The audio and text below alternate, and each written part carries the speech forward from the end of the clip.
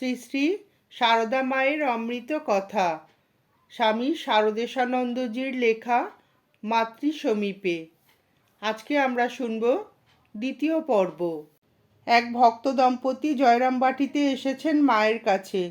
পথশ্রমে ক্লান্ত দেহ, সঙ্গে 4টি শিশু সন্তান। একজনের আবার ম্যালেরিয়া জ্বর। এসে দেখলেন অতি ছোট একটি খড়ের বাড়ি, তাও আবার লোকে ভর্তি। কোথায় থাকবেন, কোথায় বসবেন কে জানে, মাই বা কোথায়। মা সংবাদ পেলেন, ডেকে আনালেন ভেতরে। নিজে অগ্রসর হয়ে পরম স্নেহে সন্তানসহ কন্যাকে নিজের ঘরের বারান্দায় আনালেন। মায়ের মুখে আদরের মা এসো ডাক শুনে কন্যার বিপন্ন ও বিষণ্ণ ভাব কেটে গেল। হৃদয় ভরে উঠল, মুখের ভাব হলো প্রফুল্ল। মায়ের স্নেহের ইন্দ্রজালে মুহূর্তে সমস্ত দৃশ্য পরিবর্তিত হয়ে গেল। শিশুদের শোয়াবার, নিজেদের বসবার, বিশ্রাম করবার ব্যবস্থা হলো তৎক্ষণাৎ। মা নিজের ঘরের দরজার একপাশে মাদুর বিছিয়ে দিলেন। শুধু তাই নয়, শিশুর দুধ এমনকি ওষুধ পর্যন্ত চলে এলো। মায়ের ঘরে মেয়ের কি কোনো অভাব থাকে বা সংকোচ? কিছুক্ষণের মধ্যেই দেখা গেল মায়ের বাড়ির অন্যান্য মেয়েদের সঙ্গে বোনের মতো তিনি কলসিকাকে বারুজ্য পুকুরে চলেছেন স্নান করে জল আনতে। ভক্ত দম্পতি ফিরে যাচ্ছেন। মা সদর দরজায় দুচোখ ভরা জল নিয়ে এক দৃষ্টে চেয়ে আছেন যতক্ষণ দেখা যায়। তারা দৃষ্টির বাইরে চলে যাবার পর দীর্ঘ নিঃশ্বাস ফেলে ফিরে এসে মা পা মেলে কোলের ওপর হাত রেখে খুব বিষণ্ণভাবে বসে পড়লেন নলিনী দিদির ঘরের বারান্দায়। কিছুক্ষণ পর দেখা গেল ভক্ত দম্পতির একটা গামছা পড়ে আছে। মা দেখে খেদ করতে লাগলেন। সেবক সন্তান তখন সেই গামছা হাতে নিয়ে ছুটে চললেন তাদের দিয়ে আসতে। তারা তখনও বেশি দূরে যায়নি। গামছা দেখে তারা লজ্জিত হলেন এবং সন্তানের নিকট কৃতজ্ঞতা প্রকাশ করে গামছা নিয়ে আবার সহর্ষে পথ চলতে আরম্ভ করলেন। সন্তান ফিরে এসে মাকে সংবাদ দিলেন। মায়ের মনও প্রসন্ন হলো। মা তখনও শোকাচ্ছন্ন হৃদয়ে বসে আছেন পূর্বোক্ত স্থানে। সন্তানটি বাইরের ঘরে বিশ্রাম করতে যাবেন। হঠাৎ শুনলেন মায়ের শোকার্ত কণ্ঠে কান্নার স্বর। আহা বাছা আমার, কালকে সে স্নান করে পড়তে পাবে না। যখনই শাড়ি খুঁজতে যাবে তখনই মনে হবে ফেলে এসেছি মায়ের বাড়ি। সন্তান ব্যগ্র হয়ে ছুটে মায়ের সামনে দাঁড়ালেন। মহিলা ভক্তটি স্নানান্তে ভিজে শাড়িখানি পুণ্যপুকুর পাড়ে শুকাতে দিয়েছিলেন। মনে নেই, যাবার সময় ভুলে ফেলে গিয়েছেন। এতক্ষণ যে শোকাচ্ছ্বাস হৃদয়ে চেপে রেখেছিলেন, এখন তা ফুটে বের হলো। কান্নার স্বরে খেদ করতে লাগলেন মা। জনৈক নিঃসন্তানা রূঢ়ভাবে বললেন, মহিলা কোন দিক সামলায়, তার আবার এতগুলো কাচ্চা বাচ্চা। তার কর্কশ স্বর, কঠোর বাণী মায়ের শোকের মাত্রা বাড়িয়ে তুলল। অশ্রু বর্ষণ করতে করতে ভগ্ন স্বরে বলতে লাগলেন, ভুল তো হবারই কথা। মন কি ছেড়ে যেতে চায়? একটি রাত কাছে থাকতে পেলে না, প্রাণ খুলে দুটি কথা বলতে পেলে না। সন্তানটি কাপড়ের দিকে চাইতেই নলিনী দিদি মুরিব্বিয়ানার সুরে বললেন, এই একবার ছুটে এলো, আর যেতে হবে না। তারা এতক্ষণ অনেক দূর চলে গেছে। মায়ের দিকে চেয়ে সন্তান স্থির থাকতে পারলেন না। শাড়িখানা হাতে নিয়ে মাকে বললেন, বেশি দূর যায়নি মা, এক্ষুনি দিয়ে আসছি। মায়ের মুখ প্রসন্ন হলো। স্নেহস্বরে বললেন, বাবা রোদ আছে, ছাতা নিয়ে যাও। ভক্তেরা অনেক দূর গিয়েছিলেন। তাকে দৌড়ে আসতে দেখে অতীব বিস্মিত হলেন এবং শাড়ি দেখে তখন ভক্ত পরিবারের মনে পড়ল শাড়ি রোদে শুকাতে দিয়েছিলেন, আনতে ভুলে গেছেন। ভক্তেরা লজ্জা ও বিনয় প্রকাশ এবং আফসোস করে বললেন যে এত কষ্ট করে শাড়ি আনবার প্রয়োজন ছিল না। সন্তান যখন মায়ের দুঃখ ও উদ্বেগের কথা জানালেন তখন প্রথমে তাদের মন বিস্মৃত ও স্তম্ভিত হলো। পরে মাতৃস্নেহে দেহ পুলকিত ও হৃদয় বিগলিত হয়ে গেল। এ তো পাতানো মায়ের সন্তানের প্রতি স্নেহ নয়। এই অল্প সময়ের মধ্যে এমন সম্পর্ক পাতানো সম্ভব নয়। ক্ষণিকের দেখা, কিন্তু যে স্নেহের স্পর্শ তারা পেলেন তা চিরস্থায়ী। এ যেন দীর্ঘকাল পথে ঘোরা মা হারা সন্তানের মাকে ফিরে পাওয়া। মায়ের কাছে ভালো মন্দ সব রকম সন্তানেরাই আসে। কৃতি ছেলের প্রশংসা শুনে মা খুশি হন, অপরের কাছে উৎফুল্ল হয়ে বলেন, আমার ছেলে। মন্দ ছেলের নিন্দার কথাও মাকে শুনতে হয়, মা কষ্ট পান। কিন্তু মায়ের স্নেহ ভালোবাসা উভয় সন্তানের প্রতি সকল অবস্থাতেই সমান থাকে, ব্যবহারেও কোনো তারতম্য হয় না। এই প্রসঙ্গে মনে পড়ছে নবাসনবাসী এক সন্তানের প্রতি মায়ের অপার স্নেহের কথা। মায়ের কৃপাপ্রাপ্ত এই যুবক ভদ্র বংশজাত, শিক্ষিত, গুণবান। তার পদস্খলন হয়, মায়ের প্রতি তার ভক্তি ঠিকই আছে, আগের মতোই নিয়মিত যাওয়া আসা করে। অন্য ভক্তদের কিন্তু এটা ভালো লাগে না। তারা মাকে বলেন তিনি যেন যুবকটিকে আসতে নিষেধ করে দেন। মা ছেলের জন্য খুব দুঃখ প্রকাশ করলেন ঠিকই, কিন্তু বললেন, বাবা, আমি মা হয়ে তাকে এসো না এ কথা বলতে পারবো না। সন্তানের যাওয়া আসা বন্ধ হলো না, মায়ের স্নেহাদরও কিছু কমলো না। কিন্তু ছেলের মনে ক্রমে ক্রমে অনুশোচনা আসে, সে নিজের ভুল বুঝতে পারে। 9-10 বছরের বালক গোবিন্দ জয়রামবাটিতে মায়ের বাড়ির গরুর দেখাশুনো করে। একবার তার বেশ খোশ পাসরা হয়। একদিন রাতে যন্ত্রণার তীব্রতা খুব বেড়ে যাওয়ায় সে অধীর হয়ে কাঁদতে থাকে। ছেলের কান্নায় রাতে মায়ের চোখে ঘুম আসে না।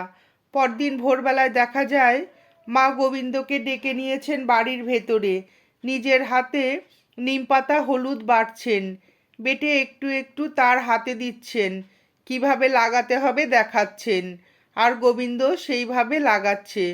মায়ের স্নেহ আদরে তার মন এক অনির্বচনীয় আনন্দে উৎফুল্ল। দুজনের মুখ দেখে এবং কথাবার্তা শুনে কে বুঝবে যে নিজের ছেলে নয়? মায়ের বাড়িতে কুলি, মজুর, গাড়িওয়ালা, পালকি বেয়ারা, ফেরিওয়ালা, মেছুনি, জেলে যেই আসুক, সকলেই মায়ের ছেলে মেয়ে, সকলেই ভক্তের মতো স্নেহ আদর পায়।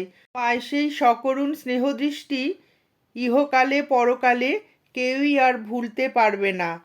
যদি বা কোনো সময় বিস্মরণ হয়, দুঃখ কষ্টে পড়লেই মনে ভেসে উঠবে সেই স্নেহকোমল কৃপাদৃষ্টি।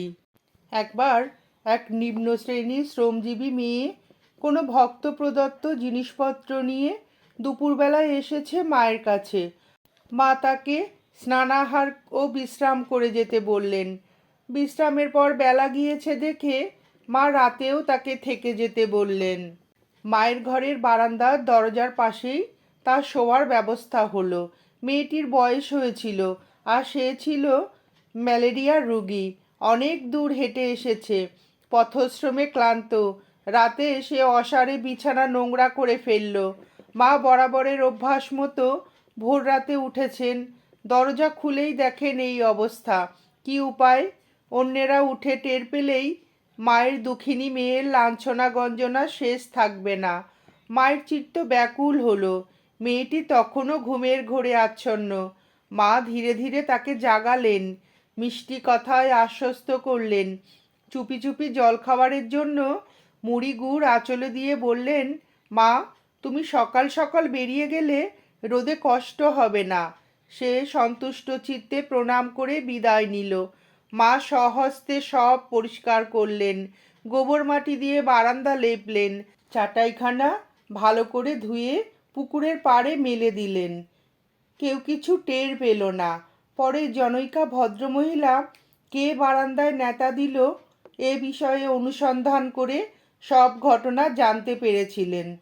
জয়রামবাটিতে এক বাল বিধবা ছিল, খুব গরিব, অতি কষ্টে মজুর খেটে দিন গুজরান করত। কবে বিয়ে হয়েছিল, স্বামী কেমন ছিল, কবে বিধবা হয়েছে, কিছুই জ্ঞান নেই। যখন একটু বয়স হলো তখন সে বুঝলো যে সে বিধবা, আর তার বিয়ে হবে না। সংসার সুখ ভোগে তার অধিকার নেই। ভক্তদের জিনিসপত্রের বোঝা বইবার জন্য মায়ের বাড়িতে তার যাতায়াত আছে। মা তাকে স্নেহ করেন। ক্রমে সে পূর্ণ যৌবনা হয়। একটি যুবকের সাথে অবৈধ মেলামেশার ফলে ব্যাপার বহু দূর গড়িয়ে জানাজানি হয়ে যায়। হৃদয়হীন সমাজপতিরা এতদিন এই অনাথার কোনো খোঁজ খবর রাখেনি, তাকে সৎ শিক্ষা দেবার কোনো ব্যবস্থাই করেননি। এখন এই দুঃখিনীর প্রতি তাদের তীক্ষ্ণ দৃষ্টি পড়ল। অভাগিনীর লাঞ্ছনা গঞ্জনা চলল। মা সব কথা শুনে সেই কন্যার ভবিষ্যতের কথা ভেবে অত্যন্ত দুঃখিতা ও চিন্তিতা হলেন। কিন্তু ভগবানের কাছে প্রার্থনা করা ছাড়া তিনি কী বা করতে পারতেন? ভগবানের করুণা হলো, মায়ের কৃপাপ্রাপ্ত সন্তানের স্থানীয় এক জমিদার হস্তক্ষেপ করে সামাজিক গোলমাল মিটিয়ে দিলেন। মা শুনে নিশ্চিন্ত বোধ করলেন। কয়েকদিন পর তার সেই জমিদার সন্তানটি মাকে প্রণাম করতে এলে মা প্রসন্ন চিত্তে তাকে আশীর্বাদ করলেন। বাবা, দুঃখিনীকে বাঁচিয়ে দিয়েছ, রক্ষা করেছ, শুনে আমার প্রাণ ঠান্ডা হয়েছে। ভগবান তোমার মঙ্গল করবেন। যাদের আমরা অতি অধম বলে ঘৃণা করি, তাদেরও ভালোবেসে তাদের বিপদের সময় এই সমবেদনা, এই অপার স্নেহ জগৎ জননী ছাড়া জন্ম জন্মান্তরের মা, সতেরো মা, অসতেরো মা ছাড়া আর কে দেখাতে পারে? গৃহস্থ ভক্তদের সংসারে অমনোযোগ ও বিশৃঙ্খলা মা পছন্দ করতেন না। ভগবানেরই সংসার, সেখানে আমাদের যে কাজে তিনি রেখেছেন তার উপর নির্ভর করে তা যথাসাধ্য সুসম্পন্ন করার চেষ্টা করা আমাদের সব সময়ই প্রয়োজন। তার সকল সন্তানকে তার এই শিক্ষা। নিজের কর্তব্য পালনে অনিচ্ছুক ব্যক্তিদের সম্বন্ধে দুঃখ প্রকাশ করে মা বলতেন, ঠাকুর, যার পরনের কাপড় ঠিক থাকতো না, তারই আমার জন্য কত চিন্তা। একবার জনৈক ভক্ত সন্তান বহু টাকা মূল্যের একখানা কাপড় মাকে দেবার জন্য বিশেষ আগ্রহ প্রকাশ করলে মা তাতে অস্বীকৃত হয়ে বলেন, টাকা খরচ করতে নিতান্ত আগ্রহ করলে বরং এক টুকরো ধানের জমি কিনে দিক, সাধু ভক্তের সেবা হবে। ভক্তটি টাকা দিলে একখণ্ড জমি কেনার কথা হয়, কিন্তু বিক্রেতা মত পরিবর্তন করায় জমি কেনা হয় না। মা এই ব্যাপারে একটি সন্তানকে জানালেন, বাবা, জমি তো এখন কেনা হলো না, টাকা হাতে থাকলেই খরচ হয়ে যায়, সেজন্য কোয়ালপাড়ায় কেদারের কাছে পাঠিয়ে দিয়েছি ধান কিনে রাখবার জন্য। এই সময় ধান খুব সস্তা হবে, যখন প্রয়োজন হবে ধান বিক্রি করলেই টাকা পাওয়া যাবে। জমি সুবিধা মতো না পাওয়ায় কেনা হয়নি, কিন্তু কিছুকাল পরে যখন এই ধান খরচ করা হয় তখন তার দাম 4 গুণ বেড়ে গেছে। জয়রামবাটিতে নতুন বাড়ি তৈরি হলে গ্রাম পঞ্চায়েত তার ওপর চৌকিদারি ট্যাক্স ধার্য করেছিল এবং মায়ের অনুপস্থিতিতে প্রথম বৎসর সেবক ব্রহ্মচারী জ্ঞানানন্দ, যিনি তখন সেখানে ছিলেন, বার্ষিক ট্যাক্স 4 টাকা দিয়েছিলেন। পরবর্তী বৎসরে মা সেদেশে ছিলেন। ট্যাক্স নিতে আসলে চেষ্টা করে ট্যাক্স বন্ধ করার জন্য উপস্থিত সেবককে আদেশ করলেন।